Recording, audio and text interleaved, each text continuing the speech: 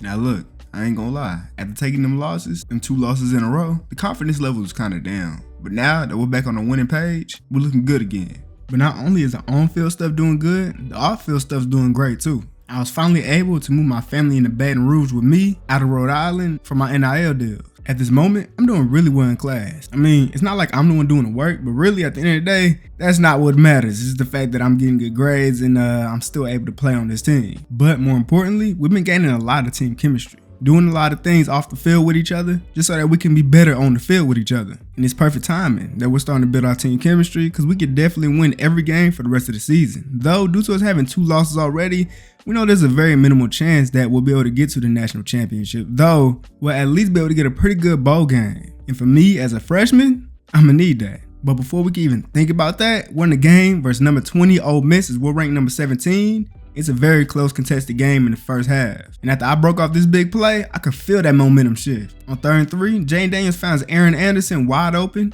in the flats, and he takes that in for the touchdown. But still, Ole Miss will not back down. They're at home, and they're playing hard for the fans that's here to watch them lose. 2nd and 7, Brian Thomas picks up a huge gain getting down the field. On 2nd and 4, they forget that Jane Daniels has legs at all. He easily uses them getting right up that pocket, picking up the first down. He needs to slide though. We're in a rushing down for the touchdown. Defense got to stop. 3rd and 7, and I get a step on this DB. Perfect pass over that boy's head for the touchdown. Nasty.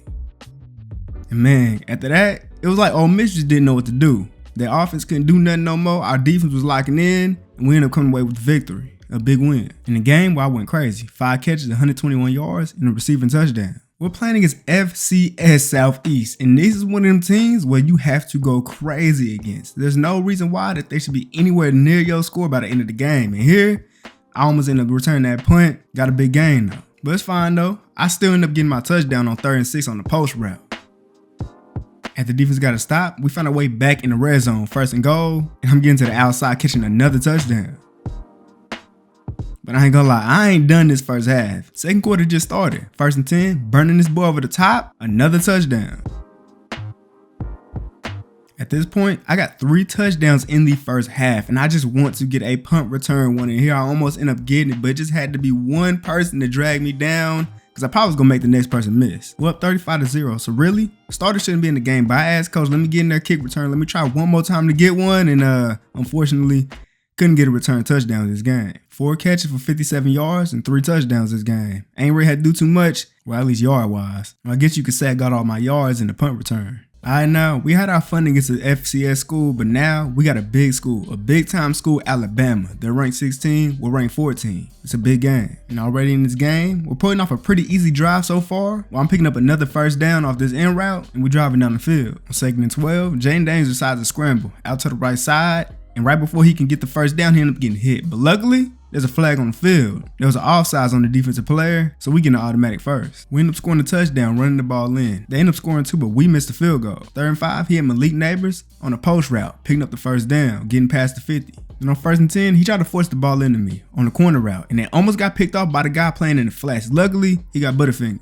On 2nd and 10, I'm running the slant, and Malik Neighbors is running the slant. Here's Malik Neighbors on the right side, picking up the first down. 3rd and 9, Jaden looked at me for the head top, but instead he finds Aaron Anderson wide open in the middle of the field, picking up the first down easily. We ran the ball in, getting another touchdown, and surprisingly, we didn't go for the 2. So now we're up by 6 points. We have 3 timeouts right now. Less than 40 seconds left in the 2nd quarter, and for some reason after Jaden Daniels got sacked here, coach wanted to go ahead and kneel the ball out, go to the 2nd half. Me personally, I feel like we should have went for it. I feel like we should try to at least get a field goal, because now we're down by 1 point. But we end up taking the lead after Jane Daniels threw this amazing pass right before the safety could make a play on the ball for me to score this touchdown. And now, going for 2, slants, Malik Neighbors, 2 points. We up 7 now. This right here is one of them close and contested games. As soon as somebody gets momentum, that's when they're gonna start taking off. And right now, it looks like we finna take off. Because them kicking the field goal was the worst thing they could have possibly done. 3rd and 2, beating them off the press, and I'm taking this in for the touchdown. And this is what I mean by momentum. We got another stop. And here, on the punt return, I was able to outrun every single Alabama player. And just when somebody thought I was tackled, broke that tackle and took that thing for 6. And so, they scored and even got 2 points. About to be 3 minutes left in this game, we're up 10 points. All we gotta do is make sure we put some points on the board before they get the ball back. In an attempt trying to get some points on 3rd and 4, Jane Daniels ended up getting sacked. Amazing defense by Alabama. They get a chance to try to put some points on the board, make it a closer game. But our defense ended up getting a big stop. 3rd and 8 now on the offensive side of the ball, burning that DB over the top, picking up the first down, and this is game over. Ended up going so crazy, I ended up winning player of the game. 7 catches, 164 yards, and 3 total touchdowns. Kick return wise, 3 kick returns and 93 yards. And y'all know what happened on that punt return.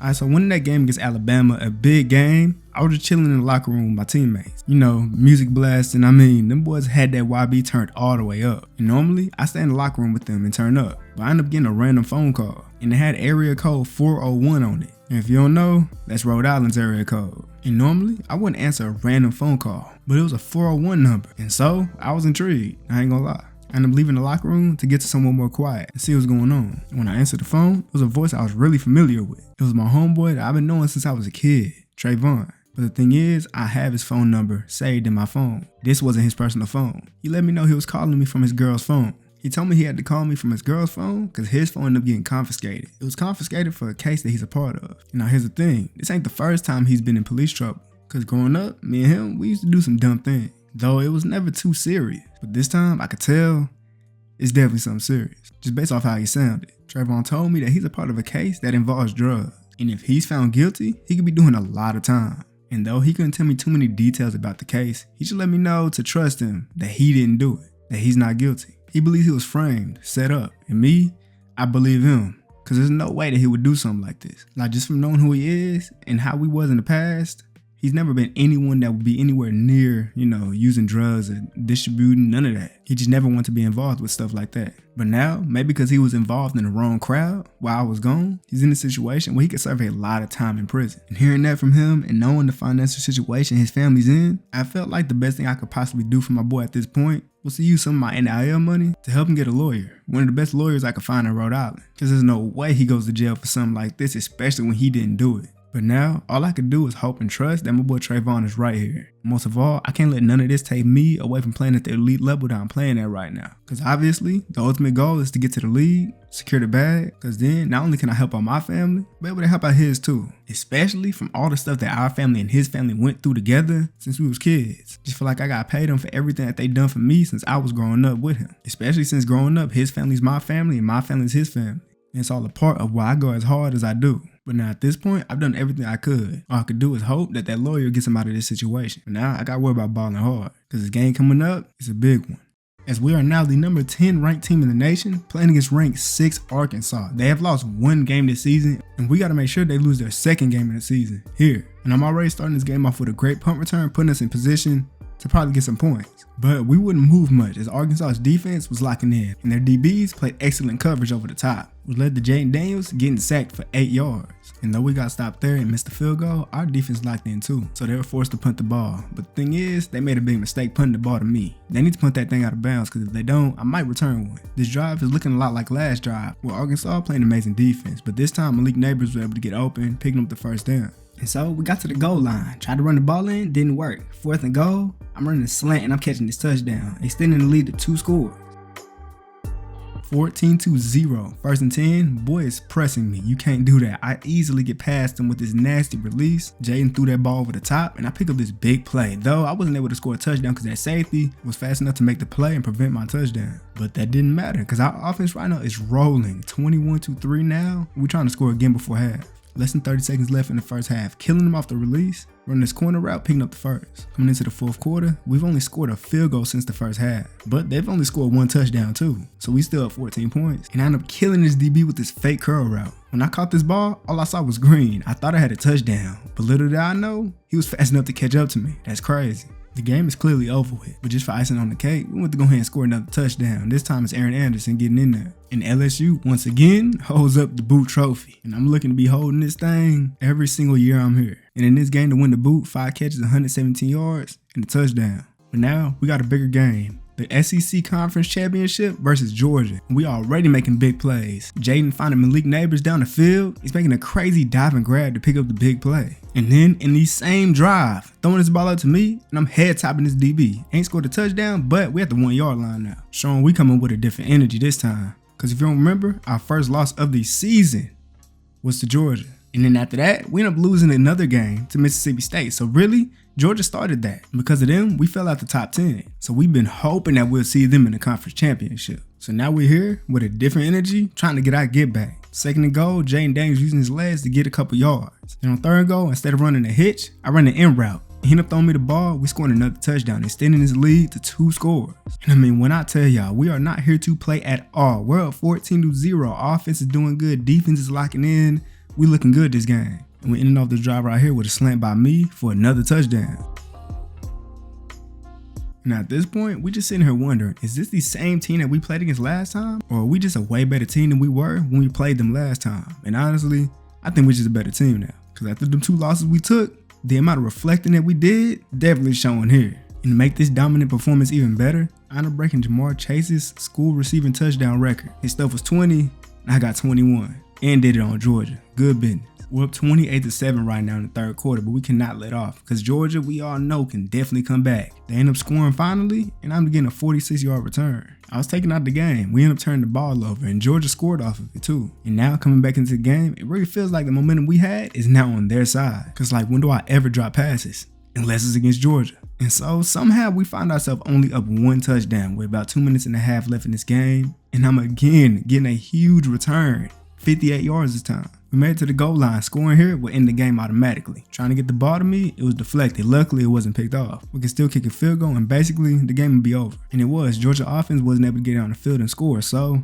we take the dub. And I ended up going so crazy, I won player of the game. Return-wise, 103 yards off of 2 kick returns. And so, we won the SEC Conference Championship. And I'm going to be honest, I wouldn't have wanted it any other way. We beat a team that beat us early on in the season, but that wasn't no normal loss because we was undefeated before they beat us. So this win feels great, and I'm ready to do it more times in my career. And after the conference championship, I was with the Biletnikoff and the Jet Award, just like I said I was gonna get. But now we're in the Sugar Bowl, and this game right here is gonna be the last game for a couple players on this roster. So we gotta make sure that this game right here is one to remember. And on our first drive, we're getting locked up. 3rd and 7, and Jaden felt like he had to scramble. He ended up fumbling when he scrambled, but luckily, our offensive player fell down on the ball, so it's just 4th down, we gotta punt it. Defense ended up getting a stop, but not only that, got us the ball on their side of the field already. 2nd and 3 running a post route, and Jaden threw that ball perfectly, right before the safety get a hit on me, so we could score this tug. Great job on defense to get this stop. Now we got a chance to make this a 2-score lead. I'm taking this punt return, 43 yards, making all these defenders miss, to finally getting taken down out of bounds.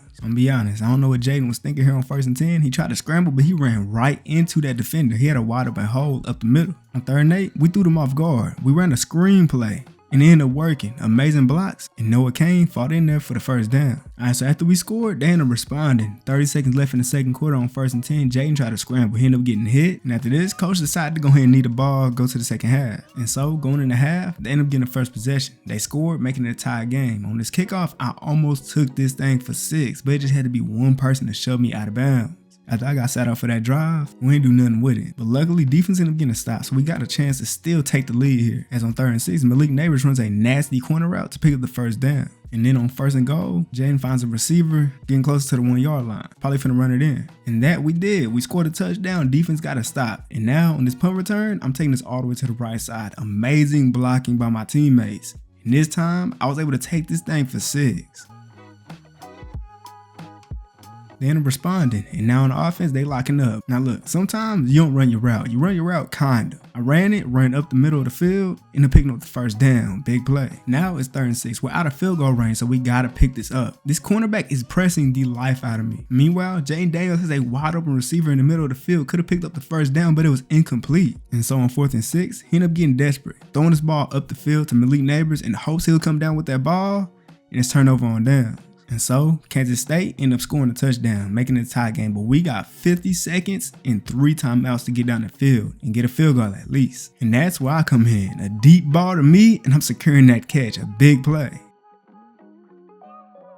They got us to 3rd down again, 3rd and 2, and Aaron Anderson's wide open in the flats, picking up the 1st down easily. And that was all we needed to secure the dub. So we win the Sugar Bowl. Where in this game, I went crazy, getting 4 catches, 125 yards, and 2 total tugs.